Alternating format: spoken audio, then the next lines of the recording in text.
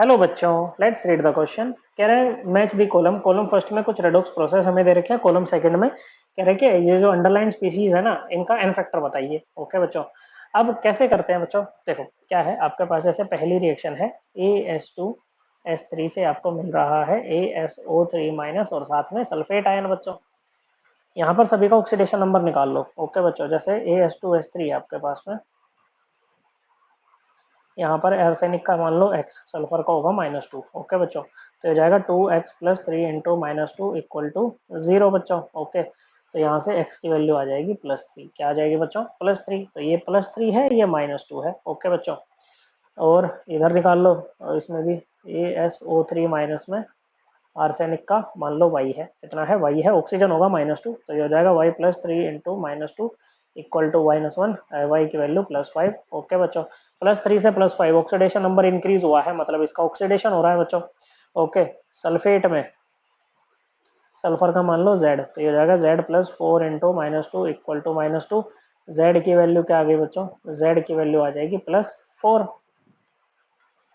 नहीं +6 आएगी ना भाई। ओके बच्चों, क्या आएगी? +6 यहाँ पर आ जाएगी। तो देखो ओके बच्चों, तो यहाँ पर क्या हो रहा है बच्चों? आर्सेनिक का भी ऑक्सीडेशन हो रहा है और सल्फर का भी ऑक्सीडेशन हो रहा है। एक ही मॉलिक्यूल में दो दो एलिमेंट्स का क्या हो रहा है बच्चों? ऑक्सीडेशन हो रहा है। तो इसको बोलते हैं कंबाइंड रेडॉक्स। तो दोनों का अलग अलग एन फैक्टर निकालेंगे और उसको फिर जोड़ देंगे ना, तो हमारे पास ओवरऑल यहाँ पर एन फैक्टर आ जाएगा इनका। तो देखो जैसे आर्सेनिक के केस में देखें बच्चों, एन फैक्टर आर्सेनिक कितने यूनिट का चेंज है बच्चों? 2 यूनिट का चेंज है बच्चों। ओके, कितना है? 2 यूनिट का चेंज है ऑक्सीडेशन नंबर में। ओके बच्चों, और यहाँ पर ऑक्सीजन -2 है बच्चों। ओके, और आर्सेनिक के एटम्स कितने हैं? 2 हैं, तो ये एन फैक्टर कितना आ गया? 4। ओके बच्चों, n factor with respect to sulphur कितना होगा बच्चों? चेंज कितने यूनिट का है बच्चों? 8 यूनिट का चेंज है। कितना है? 8 यूनिट का चेंज है। सर एटम्स कितने हैं बच्चों? सल्फर के 3 है, तो 24 आ जाएगा। Overall N factor of AS2S3 के लिए आप क्या करो बच्चों? दोनों को ऐड कर दो। Okay, 4 + 24 equal to 28। तो ए का जो है वो पी आ जाएगा बच्चों। तो ये ऑप्शन बेचारा एलिमिनेट हो गया बच्चों। ओके, अब आते हैं बी पे। कलर चेंज हमने कर लिया है, I2 से I- मिल रहा है बच्चों, और साथ में हमें मिल रहा है IO3-। अब I2 में क्या है बच्चों? जो आपका आयोडीन है वो कैसा है? अनकम्बाइंड फॉर्म में है बच्चों। किसमें है? अनकम्बाइंड फॉर्म में है, फ्री फॉर्म में है। तो इसका जो ऑक्सीडेशन नंबर यहाँ पर रहेगा वो रहेगा 0। क्या रहेगा बच्चों? वो रहेगा 0। ओके बच्चों, I- में -1, IO3- में इसका A मान लो बच्चों, तो ये जाएगा A + 3 इंटू -2 इक्वल टू -1। ए की वैल्यू क्या आ गई बच्चों? ए की वैल्यू +5 आ गई बच्चों। ओके, 0 से -1 ऑक्सीडेशन नंबर डिक्रीज हुआ है बच्चों, मतलब रिडक्शन। और 0 से +5 ऑक्सीडेशन नंबर इंक्रीज हुआ है, इसका मतलब क्या हुआ है? इसका ऑक्सीडेशन यहाँ पर हुआ है। क्या हुआ है बच्चों? ऑक्सीडेशन यहाँ पर हुआ है। ओके बच्चों, तो एक ही एलिमेंट का ऑक्सीडेशन हो रहा है, उसी का रिडक्शन हो रहा है, इसको बोलते हैं डिस्प्रोपोर्शनेशन रिडॉक्स। ओके बच्चों, तो यहाँ से यहाँ तक रिडक्शन हुई है। ओके, तो एन फैक्टर रिडक्शन में क्या हो जाएगा? इसका चेंज कितने यूनिट का है बच्चों? 1 यूनिट का है। आयोडीन के एटम्स कितने हैं? 2 हैं, तो ये 2 आ गया बच्चों। ऑक्सीडेशन में कितना हो गया बच्चों इसका एन फैक्टर? ये ऑक्सीडेशन हो रहा है बच्चों। ओके, तो 0 से +5 चेंज 5 यूनिट का है, मल्टीप्लाइड बाय 2 कर दो बच्चों। ओके, कितना आ गया बच्चों? ये आ जाएगा आपका 10।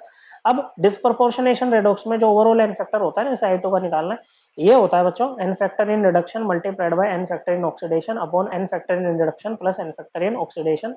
तो कितना आ जाएगा बच्चों? ये आ जाएगा 20/12। कितना आ जाएगा बच्चों? 20/12। ओके बच्चों, तो ये आ जाएगा आपका 5/3। ओके बच्चों, तो बी का क्या हो जाएगा बच्चों? बी का हो जाएगा आपका एस। ओके बच्चों, बी का एस। तो ये दो भी एलिमिनेट हो गए बच्चों। ओके, तो ऑप्शन बी का एस ही आएगा ना बच्चों? हाँ, बी का आ जाएगा एस। ओके, हाँ, ये 5 पे आएगा, ये 3 पे आएगा। ठीक है बच्चों, नेक्स्ट है H3PO2 से। ओके, बैलेंस करने की जरूरत नहीं है बच्चों। ओके, H3PO2 से आपको क्या मिल रहा है बच्चों? आपको मिल रहा है PH3 और H3PO3। ओके बच्चों, यहाँ पर फॉस्फोरस का मान लो x। ओके, यहाँ पर करते हैं, चलो H3PO2 है, x मान लिया बच्चों, तो ये जाएगा x + 3 इंटू +1 + 2 इंटू -2 ऑक्सीजन के लिए इक्वल टू 0। तो x की वैल्यू क्या आ रही है बच्चों? यहाँ पर ये हो जाएगा बच्चों -4 + 3। ओके बच्चों, -4 + 3 +1 आ रहा है बच्चों। ओके, कितना आ जाएगा बच्चों? +1 आ जाएगा बच्चों। ओके बच्चों, PH3 में इसका y मान लो बच्चों, फॉस्फोरस का y plus 3 into plus 1 equal to 0, y की वैल्यू आ गई -3। ओके बच्चों, डिक्रीज कर गया बच्चों, रिडक्शन हो गई बच्चों फॉस्फोरस की। ओके, और H3PO3 में z मान लो इसका, तो जाएगा z plus 3 into plus 1 plus 3 into -2 equal to 0। Okay बच्चों, तो z की वैल्यू कितनी आ रही है बच्चों, z की वैल्यू आ जाएगी इसकी +3। ओके, +1 से +3 मतलब ऑक्सीडेशन। तो ये भी डिस्प्रोपोर्शनेशन है बच्चों, एक ही एलिमेंट का ऑक्सीडेशन एंड रिडक्शन हो रहा है बच्चों। तो रिडक्शन का इनफैक्टर कितना आएगा बच्चों? ओके, रिडक्शन में चेंज कितने यूनिट का है? 4 यूनिट का चेंज है बच्चों, एक है फॉस्फोरस का एटम इधर। ओके बच्चों, इसी का निकालना है ना बच्चों, H3PO2 का ही निकालना है। ओके बच्चों, तो 4 हो गया बच्चों। ओके, ऑक्सीडेशन का कितना आएगा बच्चों? चेंज कितने यूनिट का है? 2 यूनिट का, एक है। ओके बच्चों, तो ये आएगा आपका 2। ओके बच्चों, तो ओवरऑल H3PO2 का कितना आ जाएगा बच्चों? NR इंटू NO, मतलब 8/NR+NO विच इज 6। ओके बच्चों, तो ये कितना आ जाएगा बच्चों? ये आ जाएगा आपका 4/3। कितना आ गया बच्चों? 4/3 आपका ये आ जाएगा बच्चों। तो सी का हो जाएगा क्यू, तो सी का क्यू दे रखा है बच्चों। नेक्स्ट है आपकी H3PO2 प्लस NaOH। ओके, ये एसिड है, ये बेस है बच्चों। ओके,